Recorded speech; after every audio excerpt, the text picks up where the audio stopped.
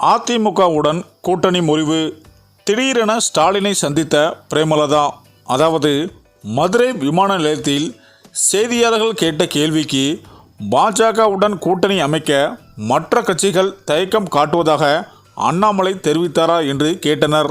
அதற்கு பதிலளித்த அவர், அவர்களின் கருத்துக்கு என்னால் பதிலளிக்க முடியாது. மற்றவர்கள் என்ன சொல்கிறார்கள் என்பதற்கு நம்மால் பதில் சொல்ல முடியாது.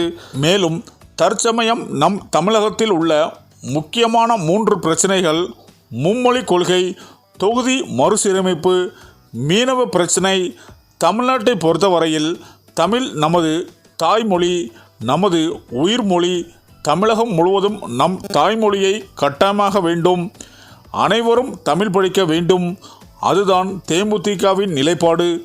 தாய்மொழியை காப்போம், அனைத்து மொழியையும் கற்றுக்கொள்வோம் என்பதுதான் விஜயகாந்தின் வார்த்தைகள். இதுதான் தேமுதிகவின் நிலைப்பாடு. தமிழகத்தில் லோக்சபா தொகுதி குறைக்கப்படும் என்ற கருத்து நிலவுகிறது. ஆனால் அதிகாரப்பூர்வமாக அறிவிக்கப்படவில்லை. எனவே அதை பற்றி நான் எதுவும் கூறவில்லை. எங்களின் எம்பி தொகுதிகளை குறைக்கும் பணியில் மத்திய அரசு ஈடுபட்டால் தமிழக அரசுடன் இணைந்து தமிழகத்திற்காகவும் தமிழக மக்களுக்காகவும் போராடுவது உறுதி. மீனவர்கள் தொடர்ந்து பாதிக்கப்பட்டு வருகின்றனர். இதனை மத்திய அரசு தடுத்து நிறுத்த வேண்டும். மேலும் பிரதமர் மோடி இலங்கை செல்லும்போது மீனவர்களுக்கு எதிர்காலத்தில் எந்த பிரச்சனையும் ஏற்படாத வகையில் உறுதியான ஒப்பந்தம் கையெழுத்திட வேண்டும். கச்சத்தீவை மீட்க வேண்டும். மீனவர்களுக்கு அனைத்து வகையிலும் பாதுகாப்பை இந்த அரசு உறுதி செய்ய வேண்டும். ஆக இவ்வாறாக அவர் கூறினார்.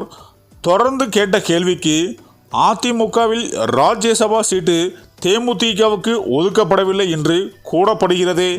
இதனால் கூட்டணி உடைக்க வாய்ப்புள்ளதா என்றவர், தேர்தலுக்கு இன்னும் ஓராண்டு உள்ளது. இப்போது எதுவும் சொல்ல முடியாது. எந்த கணிப்பும் செய்ய முடியாது. காத்திருங்கள், அந்த நேரம் வரும்போது கண்டிப்பாக தெரிவிப்பேன் என்று பிரேமலதா கூறினார். மேலும் அதிமுக பாஜகவுடன் கூட்டணி அமைக்க இருப்பதாக கூறப்படும் நிலையில் கூட்டணியில் இருக்கும் தேமுதிகவும் தேசிய ஜனநாயக கூட்டணியில் இணையும் திமுகவுக்கு எதிராக எதிர்க்கட்சிகள் ஒன்றிணைய வேண்டும் என்று பாஜக வலியுறுத்தி வரும் நிலையில் இந்த சூழ்நிலையில்தான் அதிமுக தேமுதிக இடையே விரிசல் இருப்பது உண்மைதான். ஆனால் பிரேமலதா விஜயகாந்த் பொதுவெளியில் மறைத்து வருவதாகவும் சொல்லப்படுகிறது.